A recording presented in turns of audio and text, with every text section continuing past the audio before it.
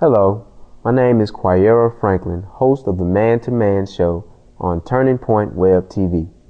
On our show, we focus on the various issues plaguing the African American male community today.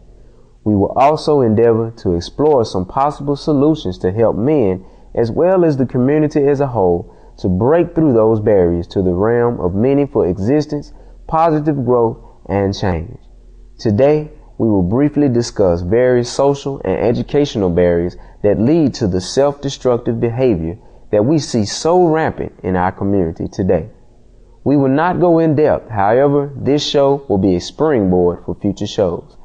We will begin our topic for today when we return following these very important messages. Stay tuned, we'll be right back.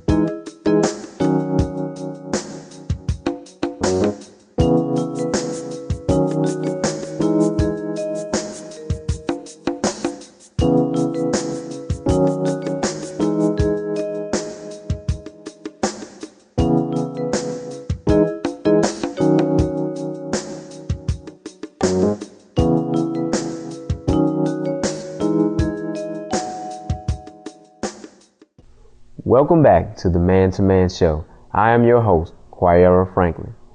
It is true that the man has experienced a diminished role in society. Women have widely become more liberated and have experienced an increase in wealth and authority in recent years. This statement is not to imply any sexism or supremacy for or against any gender, but to identify changes that we have seen developing over recent years. After all, God's word tells us over in Genesis chapter 1, verse 26 through 28, that God created men and women to have joint rulership over his creation. In every realm of culture, whether it be politics, religion, business, and even child rearing, the man has had to reevaluate and in some cases reinvent his role and effectiveness in society. History tells us that African Americans have been one of the most oppressed peoples in this nation. The institutions of slavery and segregation have worked together to weaken the mind state of the African Americans in this country, which leads to a lack of self-confidence and self-worth among most African Americans, especially the men. Moreover, there is a lack of identity among young African American men.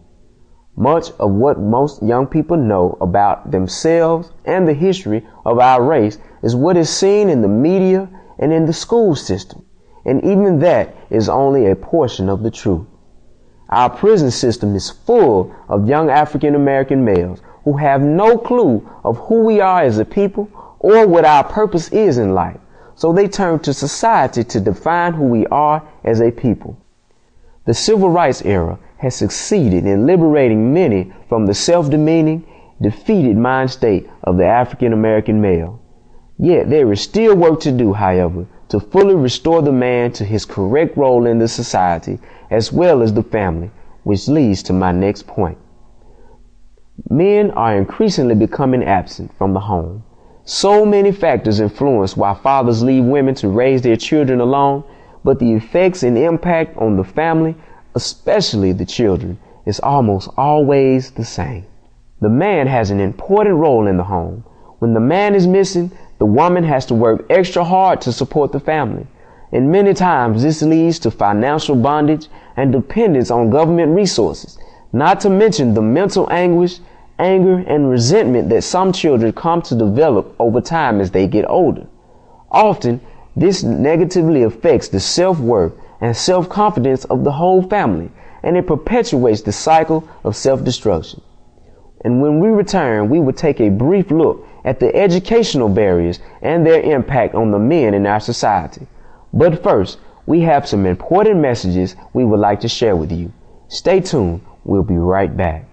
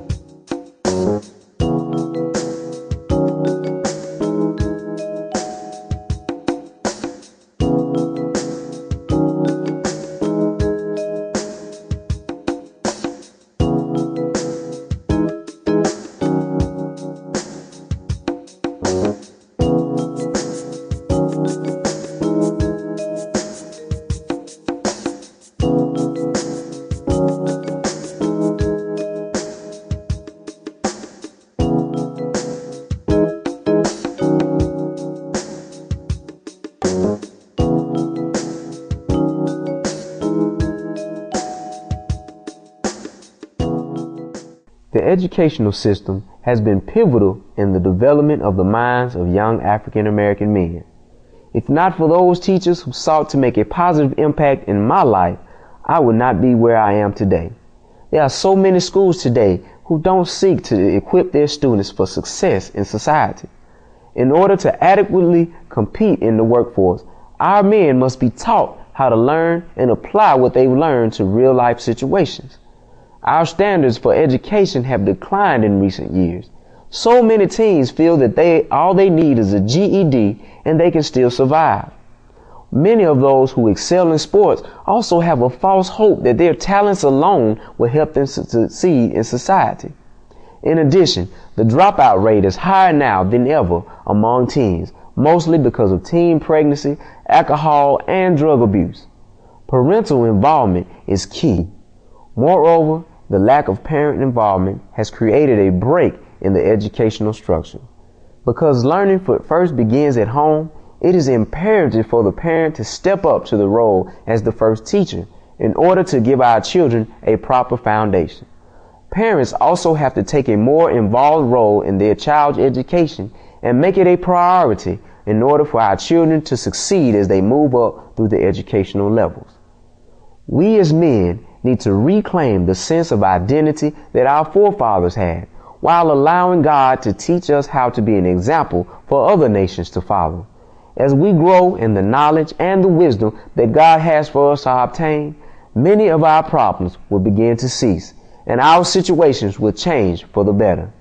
Over in 2 Chronicles chapter 7, verse 14, God says, "If my people, which are called by my name, will humble themselves and pray and seek my face and turn from their wicked ways, then will I hear from heaven and will forgive their sin and will heal their land." Thank you for viewing our show today. If you have any questions, comments, or topic suggestions, email me at mantoman@lighthousetp.org. Again, that's mantoman@lighthousetp.org. Or call us toll free at 1-866-395-6873. Once again, that number is 1-866-395-6873. And please leave us your feedback. Once again, thank you for viewing, and may God bless you all.